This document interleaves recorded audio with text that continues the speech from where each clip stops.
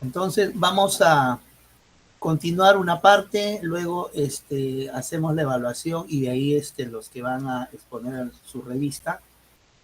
A ver, vamos a continuar. Vamos a hacer la presentación de...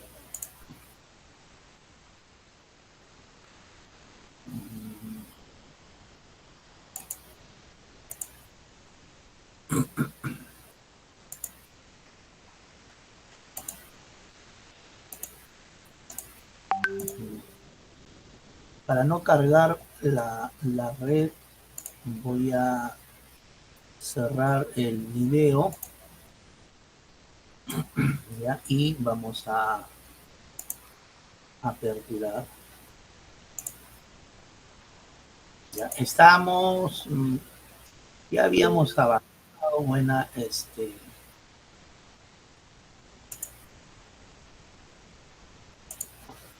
una manera de repaso, ya habíamos avanzado lo que era la introducción, hablamos un poco de con respecto a a las cámaras cardíacas, ¿ok?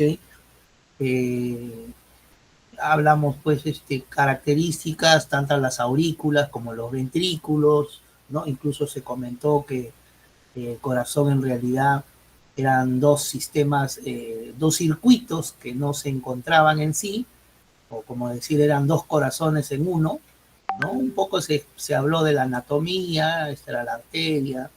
La arteria se comentó que eran los vasos sanguíneos que trasladaban la sangre desde el corazón hacia todo el cuerpo humano, la economía del cuerpo humano, y las venas eran los que venían de todo el cuerpo humano hacia el corazón, a excepción de la arteria, y no, incluso se comentó que la arteria transportaba sangre arterial, ¿no? Para la redundancia, o sangre pura o sangre oxigenada, ¿no? Y la vena trasladaba sangre venosa, sangre impura o con carboxihemoglobina. Pero a excepción, o sea, todas las arterias trasladan sangre arterial, o también se podría decir, todas las venas trasladan sangre venosa, no. La única arteria que no traslada sangre arterial es la arteria pulmonar. La arteria pulmonar va a trasladar sangre impura para que se vaya a los pulmones y esta recién se oxigene y retorne por la vena pulmonar, ¿no? La vena pulmonar. Y esta vena pulmonar, ¿ok? Esta vena pulmonar no va a traer sangre impura, sino va a traer sangre pura. Entonces, siempre hay una excepción a la regla. La única, la única arteria que traslada sangre venosa es la arteria pulmonar. La única vena que traslada sangre arterial es la vena pulmonar, ¿no? Es como para tener eso presente. Bueno, también se habló de los músculos, las características, eh, eh, con respecto a los otros tipos de músculos, algunos llevan algún control de la...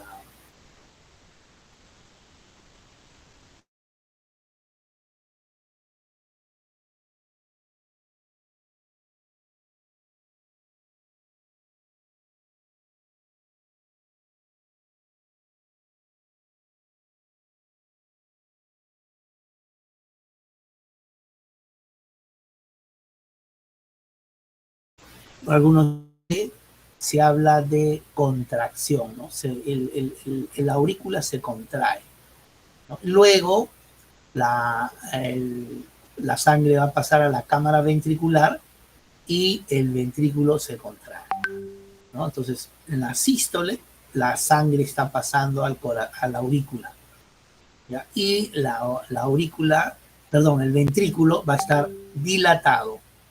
Luego se contrae ya el ventrículo, esto le llamamos sístole ventricular, y al contraerse se va a ir por las arterias. En este caso, esto se va a cerrar. la válvula y va a sonar el primer sonido. Acuérdense que dijimos el primer sonido, ¿ya? Tanto en este lado derecho como en este otro lado izquierdo. Luego después viene la diástole general o la diástole ventricular. Entonces, ¿qué sucede con la diástole? Se dilata los ventrículos, tanto el derecho como el izquierdo.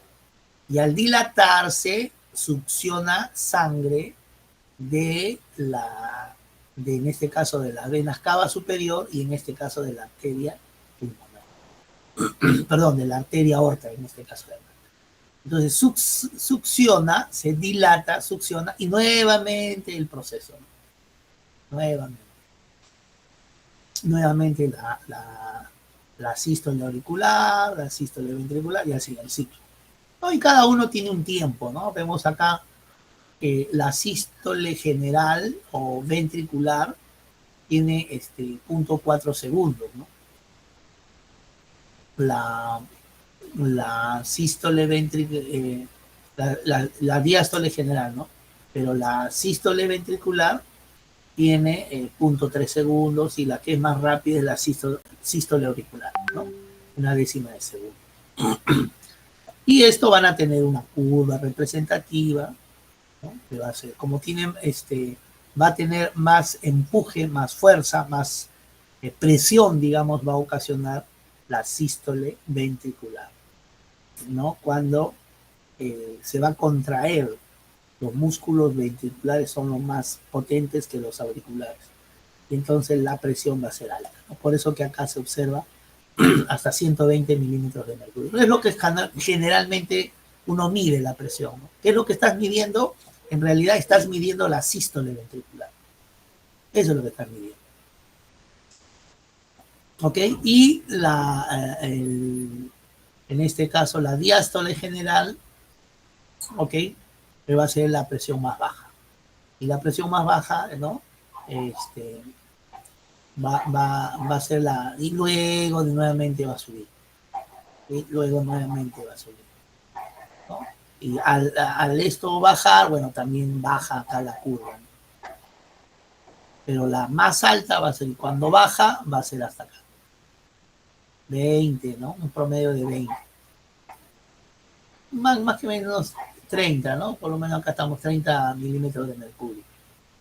Esta es la más baja. Y nuevamente sube y así sucesivamente. Igual observamos incluso los sonidos, el primer sonido, diástole, el segundo sonido, el tercer sonido es cuando las válvulas, ¿no? Se llenan, ¿no? Tanto la bicúspide y la tricúspide, ¿no? Entonces van generando sonidos. Eso es al momento de cerrar pues al cerrar las válvulas cardíacas. También se habló del famoso marcapaso, el marcapaso eléctrico que tenemos nosotros en el corazón, ¿no? Tanto el nódulo sinoauricular, el nódulo aurículo-ventricular, ¿ok? El haz de His, ¿no? Que va a estar en este lado, y las fibras de Purkinje. Estas fibras de Purkinje van a ir a las paredes ventriculares para hacer la contracción, ¿no? Todo eso también le llaman el nódulo el conjunto de Afchoftawara, ¿no? Afchoftawara. Y parte de acá se va a ir a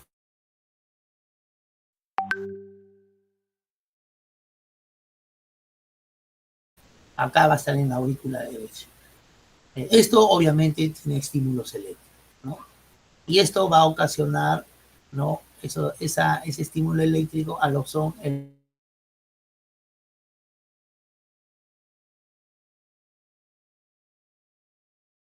programa, donde van a formar la famosa onda P, complejo QRS, ¿no?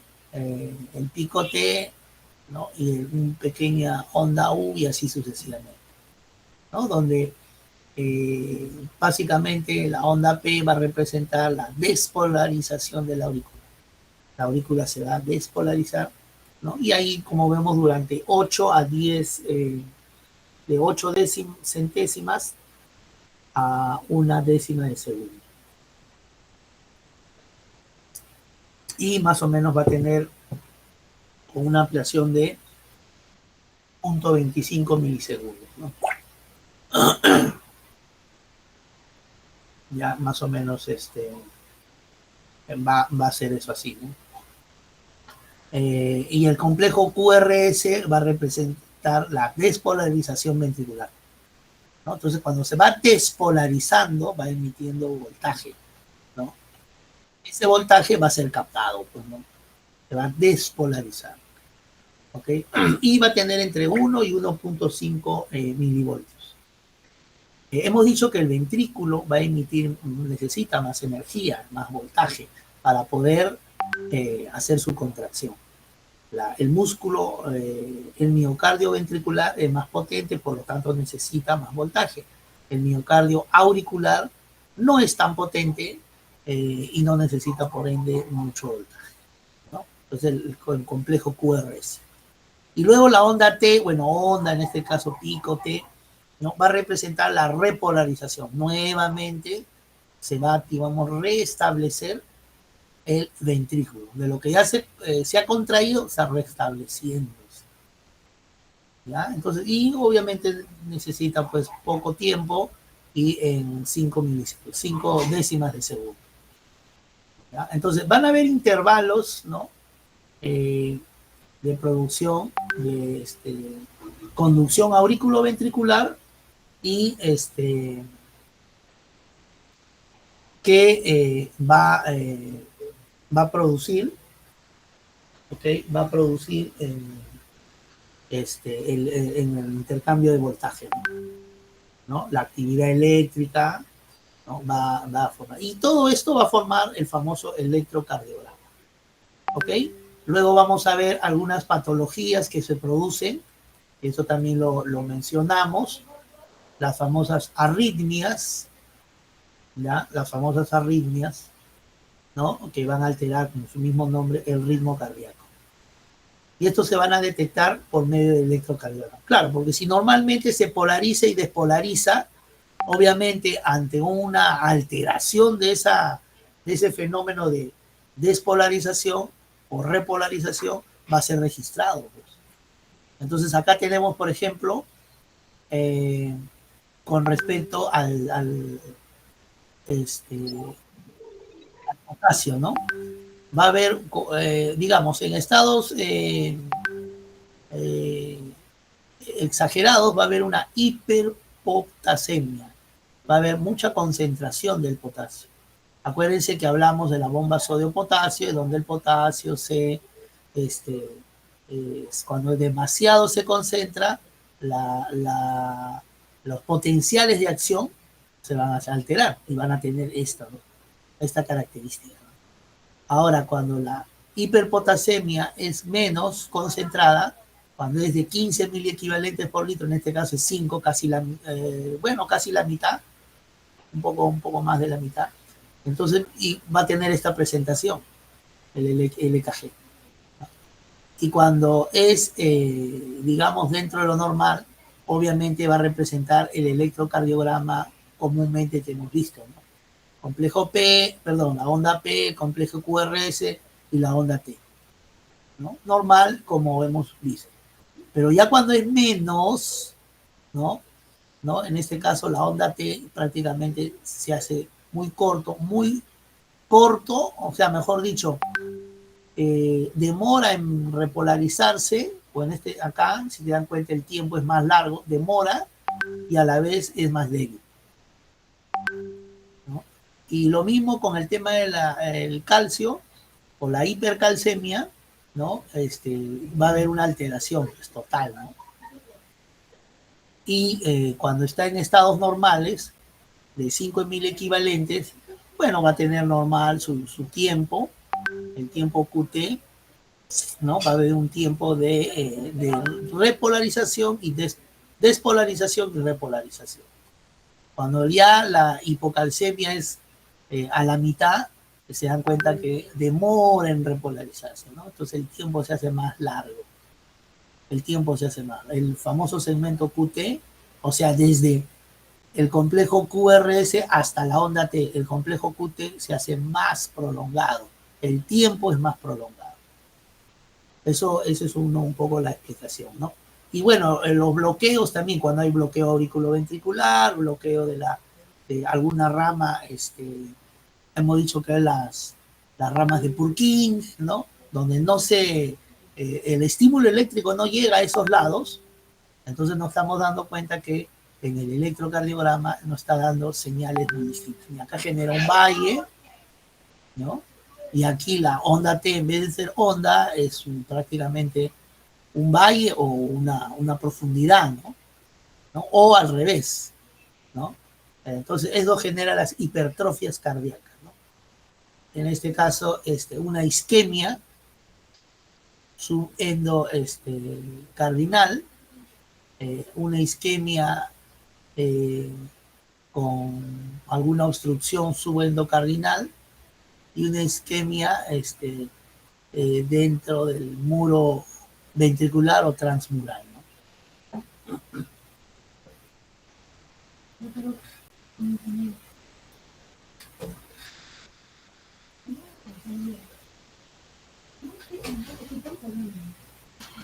¿Ya? Y entonces, igual las válvulas, comentarnos que las válvulas generan, al momento de cerrarse estas válvulas, van a generar un ruido, un típico sonido, ¿no? Y el famoso sonido del primero es el loop, y el segundo ruido es un dup, loop, dup, loop, loop, ¿no? Entonces ese es el típico dos sonidos que más se escucha. Los otros de repente no se escuchan muy bien, pero sí se escuchan en estado patológico, ¿no? Cuando no se cierra bien, cuando hay el famoso soplo cardíaco, entonces los sonidos anormales, ¿no? Los famosos soplos cardíacos. ¿Por qué? Porque genera una turbulencia, ¿no? Una turbulencia. Bien, entonces, ¿no? Y eso se llaman las valvulopatías, ¿no? Patologías propias de la válvula cardíaca. Entonces, cuando hay estrechamiento, las famosas estenosis, genera esto, pues, ¿no? Se estrechan, no hay una buena flujo sanguíneo, y entonces genera estas patologías. Igual cuando la válvula no es suficiente, no cumple suficientemente su función, no llega a cerrar nuevamente, eso se llama insuficiencia valvular, ¿no? No cierra completamente la válvula, ¿no? Entonces, eso es lo que observamos acá en el dibujo, ¿no? Se observa ahí las válvulas, ¿no? Acá permite la apertura, luego cierra, primer sonido, luego acá ingresa acá, sale, cierra, segundo sonido, ¿no? Loop, loop, loop, loop, loop, loop, así más o menos, ¿no? Cerremos la boca y dijimos, ¿no? Eso más o menos, ese es el típico sonido cardíaco.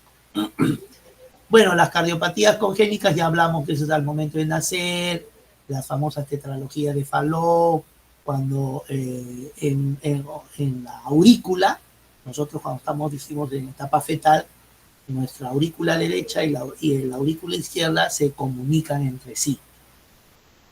Sí, se comunican entre sí para que pase la sangre. ¿Por qué? Porque en este caso es la sangre materna. Nuestro pulmón no está trabajando. Entonces no hay un intercambio gaseoso, ¿no? Entonces, en este caso, ahora actualmente, bueno, ya todos estamos, no podemos mezclar la sangre arterial del lado venosa del lado derecho con la sangre arterial del lado izquierdo. ¿Por qué? Porque ahí generaría algún problema de insuficiencia en la circulación y en la nutrición de nuestras células. Entonces, pero en estado fetal normal, porque en este caso tenía que oxigenarse, luego así, ¿no? Pero cuando estás en estado fetal, no. Eso se llama, ¿cómo se llama? La conducción o la famosa ventana oval del tabique interauricular.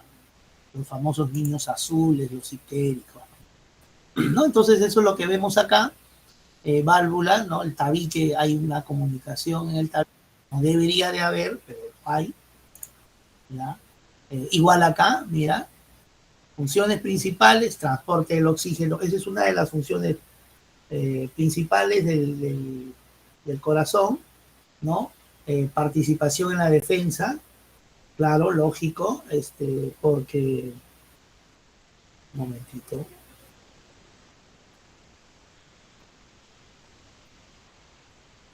¿ya? Entonces, para llevar las hormonas, trasladar todo el sistema inmunitario, el sistema cardiovascular va a ayudar. Es un componente clave el corazón. Si el corazón no trabaja bien, no va a trasladar el flujo sanguíneo. Bueno, y los vasos sanguíneos también. Si no hay un buen vaso sanguíneo, tiene problemas, hay arteriosclerosis, placas ateromatosas que no dejan pasar un buen flujo sanguíneo, obviamente no va a cumplir el fin, ¿no? Y el otro componente es la sangre, ¿no? Si la sangre tiene una densidad demasiada concentrada, entonces no va a circular fácilmente, sobre todo en los vasos capilares que son delgaditos, ¿no? Se llaman vasos capilares porque se parecen al cabello, por eso es capilares. La importancia en la regulación del sistema del cuerpo, ¿no? Va a regular los nutrientes, ¿no? ¿Qué decir? Cuando va a llegar la sangre y transporte el oxígeno, luego va a retornar, ¿ya? Pero llevando el dióxido de carbono. Eso está regulando, porque si no hubiera la circulación, ¿quién eliminaría el dióxido de carbono? ¿Cómo se eliminaría? Pudiera haber de repente alguna otra alternativa, sí, pero al menos en este momento, ¿no? La opción es de la sangre, ¿no? Va a regular el sistema del cuerpo. Bueno, ya nuevamente dijimos que había un doble circuito, un circuito pulmonar, que es esto, ¿no? Del lado derecho. Del lado derecho viene, acá se purifica la sangre, ok, llega, circula, hay intercambio gaseoso y retorna y luego nuevamente regresa y así, ¿no? Entonces en los pulmones se van a purificar, ¿no? Se van a purificar. Se habló de las propiedades, ¿no? Mecánicas de los vasos. Se habló de la ecuación de Lange-Starling, ¿no? Que hablaba referente al coeficiente, ¿no? De filtración capilar, ¿no? Que era el filtrado, estaba en relación a la diferencia entre el coeficiente de filtración capilar, ¿no? Con la presión hidráulica, tanto capilar o intersticial, ¿no? Y el otro componente era el coeficiente de reflexión osmótica con la presión oncótica. Recordar que la presión oncótica es producto de todas las proteínas que están tanto en el intersticio como dentro del capilar, o sea, dentro de la sangre, digamos así. Entonces, todos esos componentes van a generar una presión y va a haber una diferencia. Entonces, y eso es lo que se llama, pues, la ecuación de Starling. Se va a medir, ¿no? Y según eso, vamos a decir que la diferencia de las presiones, ¿no? Hidráulicas tienen que ser mayor a la diferencia de las presiones oncóticas. Cuando es al revés, si la presión oncótica es mayor, la presión hidráulica es menor, entonces no va a salir el líquido del componente, más bien no se va a filtrar la sangre, más bien al revés se va a eliminar, no se va a poder filtrar sangre. Por eso que cuando el riñón tiene alta concentración oncótica, que significa concentración de proteínas, ¿no? No hay una buena filtración y puede generar las famosas insuficiencias renales. ¿Ok? Entonces, importancia clínica, el corazón funciona, ¿no? De manera eficiente al adaptarse a las demandas, ¿no? Que van a cambiar en la circulación sanguínea. pero hasta un cierto tiempo, porque cuando ya la demanda es mayor, ya llegamos a estados patológicos. Ya cuando es estado patológico, ya no, hasta un cierto punto busca el equilibrio, eso se llama la homeostasis del mismo organismo. Llega un punto en que todavía puede darle solución, digamos. Cuando ya pasa ese umbral, ya no se puede, ¿no? Es como la diabetes, ¿no? Nosotros consumimos azúcar, llega un momento en que nuestro páncreas dice, no, le vamos a darle la insulina y lo bajamos. Estamos jóvenes, tenemos 20 años, por eso que consumimos un montón de, entre comillas, entre comillas, las famosas comidas chatarra y a veces no nos altera mucho, ¿no? Pero a medida que ya pasa el tiempo, nuestro páncreas no es lo mismo a los 20, a los 40, a los 60, ya no funciona bien, le damos las exigencias y entonces ya no se adapta al cambio del ambiente. Entonces, cuando ya no se adapta, ahí viene el problema. Entonces, ese páncreas endocrino ya no elimina la cantidad suficiente de insulina y ahí vienen los problemas. ¿Quién regula ese azúcar? Ya no se puede regular. Y eso, por eso es que tenemos altísimas cantidades de glucosa en sangre y bueno, pasan una serie de patologías. Y eso ya no se, el cuerpo en sí no lo puede regular, ya necesita de agentes externos, fármacos de repente, para que pueda en algo regular, en algo regular. Hay enfermedades que sí se pueden curar y hay enfermedades que se pueden solamente tratar. ¿Ok? La alteración del equilibrio de Starling, ¿no? Aquí tenemos la hiperpermeabilidad capilar, ¿ya? Es la disminución del coeficiente de reflexión de la albúmina. La albúmina es una proteína, ¿no? Y eso hace, ¿ok?, que disminuya la filtración. La presión intersticial negativa, la disminución de las presiones hidráulicas internas, hace también que disminuya, ¿no? Ingrese no haya una filtración. Y la disminución de la presión oncótica, ¿ok? Igual. Cuando la presión oncótica baja, entonces hay un buen filtrado. Cuando la presión oncótica sube, prácticamente no hay un buen filtrado porque las proteínas, como ocupan gran espacio, son macromoléculas, no pasan por el, digamos, por el cribado del filtro y comienzan a taponar. Taponan y aumenta la presión, producto de las proteínas que están en exceso, ¿no? Por eso se llama presión oncótica. Y el aumento de la osmolaridad intersticial aumenta pues la presión oncótica en el interior. Y eso hace que no pueda haber un filtrado, ¿no? Cuando aumenta la osmolaridad, no hay un filtrado. Y es ahí donde pasan los famosos insuficiencias renales, ¿no? Los mecanismos, hemos dicho, hay de aumento del dióxido de carbono, ¿no? Aumento de la disminución del oxígeno y aumento del hidrógeno y el potasio. Genera una vasodilatación. ¿Ok? Igual un mecanismo miógeno, aumento de la presión, disminución de la contracción del músculo liso y hay una autorregulación. El endotelio dijimos que hay una liberación de óxido nítrico y la prostaciclina, ¿no? Que va a generar todo esto algunas regulaciones de por sí. Ejemplos del cerebro, ¿no? El otro ejemplo es la rodilla, perdón, el riñón, estoy hablando, el riñón genera una autorregulación glomerular.